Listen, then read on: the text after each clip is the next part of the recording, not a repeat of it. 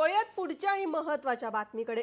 गणेश वाघमोडे हत्या प्रकरणातील आरोपीचा एक नवा कांड आता समोर आलाय।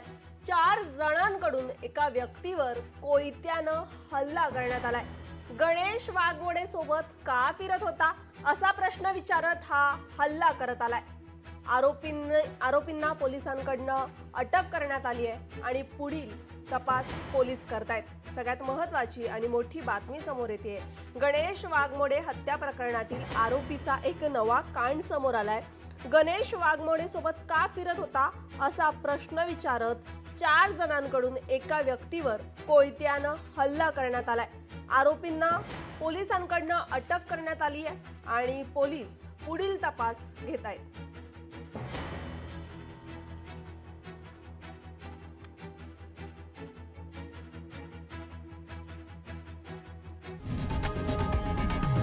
लोकशाही मराठी ऐका, पहा, जागरूक रहा।